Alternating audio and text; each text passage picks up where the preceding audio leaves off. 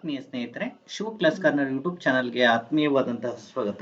ಸ್ನೇಹಿತರೆ, ಇದೀಗ ಕೆಪಿಎಸ್ಸಿ ಹೈದರಾಬಾದ್ ಕರ್ನಾಟಕಕ್ಕೆ ಸಂಬಂಧಪಟ್ಟಂತಹ ಪಿಡಿಒಗಳ ತಾತ್ಕಾಲಿಕ ಆಯ್ಕೆ ಪಟ್ಟಿಯನ್ನು ಪ್ರಕಟ ಮಾಡಿದೆ.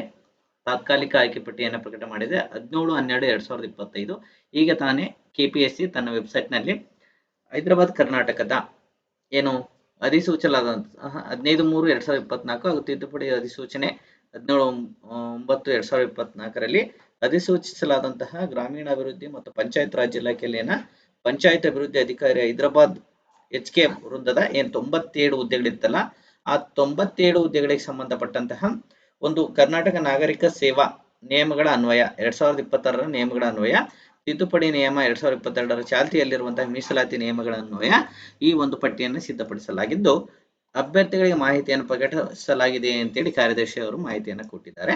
ನೋಡಿ, ಸದರಿ ತಾತ್ಕಾಲಿಕ ಆಯ್ಕೆ ಪಟ್ಟಿ ಕುರಿತಂತೆ ಯಾವುದಾದರೂ ಆಕ್ಷೇಪಣೆ ಇದ್ದಲ್ಲಿ ಈ ತಾತ್ಕಾಲಿಕ ಆಯ್ಕೆ ಪಟ್ಟಿಯನ್ನು ಪ್ರಕಟಿಸಿದ 7 ದಿನಗಳೊಳಗಾಗಿ ಕಾರ್ಯದರ್ಶಿ ಕರ್ನಾಟಕ ಲೋಕ ಸೇವಾ ಆಯೋಗ, ಏನ್ ಸೆಕ್ರೆಟರಿ ಕರ್ನಾಟಕ ಕೆಪಿಎಸ್ಸಿ ಇದೆಲ್ಲ ಕರ್ನಾಟಕ ಲೋಕ ಸೇವಾ ಆಯೋಗ, ಉದ್ಯೋಗ ಸೌಧ ಬೆಂಗಳೂರು ಇವರಿಗೆ ಆಕ್ಷೇಪಣೆಗಳನ್ನು ಸಲ್ಲಿಸಬಹುದಾಗಿದೆ. ಎಷ್ಟು ದಿನದ ಒಳಗಾಗಿ? 7 ದಿನಗಳ ಒಳಗಾಗಿ.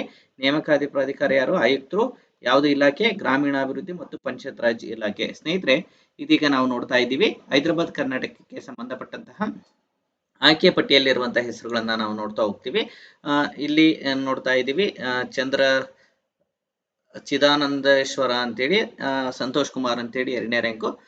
ನಾವು ನೋಡ್ತಾ ಹೋಗೋಣ ಸ್ನೇಹಿತರೆ. ಇಲ್ಲಿ ಕೆಳಗೆಲ್ಲ ಬರ್ತಾ ಇದೆ. ಒಟ್ಟಾರೆಯಾಗಿ ಸುಮಾರು 97 ಅಭ್ಯರ್ಥಿಗಳಿಗೆ ಸಂಬಂಧಪಟ್ಟಂತೆ ಪಟ್ಟಿಯನ್ನ ಪ್ರಕಟ ಮಾಡಿದೆ.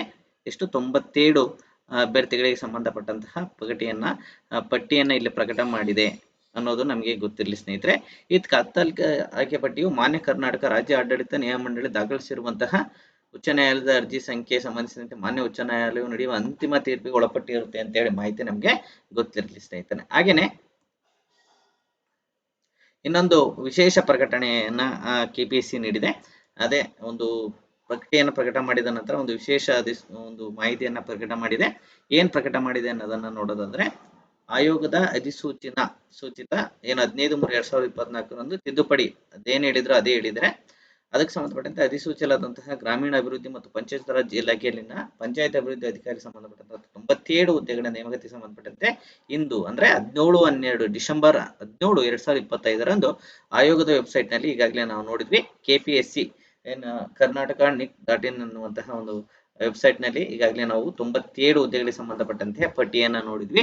ಸದರಿ ಈ ಪಟ್ಟಿಗೆ ಸಂಬಂಧಪಟ್ಟಂತೆ ವಿಶೇಷ ಸೂಚನೆ, ಸದರಿ ತಾತ್ಕಾಲಿಕ ಆಯ್ಕೆ ಪಟ್ಟಿ ಸಂಬಂಧಪಟ್ಟಂತೆ ಯಾವುದಾದ್ರೂ ಆಕ್ಷೇಪಣೆಗಳಿದ್ದಲ್ಲಿ, ನಿಮ್ಮ ಹೆಸರು ಏನಾದರೂ ಇಷ್ಟು ಅಂಕಗಳು ಬಂದ್ಬಿಟ್ಟು ತಾತ್ಕಾಲಿಕ ಪಟ್ಟಿಯಲ್ಲಿ ಮಿಸ್ ಆಗಿದ್ರೆ ನೀವೇನ್ ಮಾಡಬೇಕು? ಕೆಪಿಎಸ್ಸಿಗೆ ಈ ಒಂದು ಆಯ್ಕೆ ಪಟ್ಟಿಯನ್ನು ಪ್ರಕಟ ಮಾಡಿದಾರಲ್ಲ 17ನೇ ತಾರೀಕು, ಇಲ್ಲಿಂದ ನೀವು 7 ದಿನಗಳ ಒಳಗಾಗಿ ಕಾರ್ಯದರ್ಶಿ ಕರ್ನಾಟಕ ಲೋಕ ಸೇವಾ ಆಯೋಗ, ಉದ್ಯೋಗ ಸೌಧ ಬೆಂಗಳೂರು ಇವರಿಗೆ ಆಕ್ಷೇಪಣೆಯನ್ನು ಸಲ್ಲಿಸಬಹುದಾಗಿದೆ.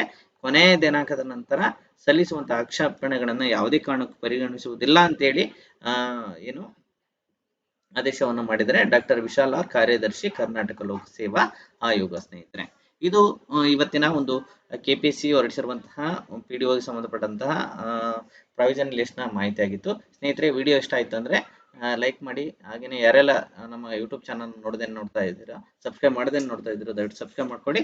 ಮತ್ತೆ ಮತ್ತೊಂದು ವಿಡಿಯೋದೊಂದಿಗೆ ಸಿಗೋಣ. ನಮಸ್ಕಾರಗಳು.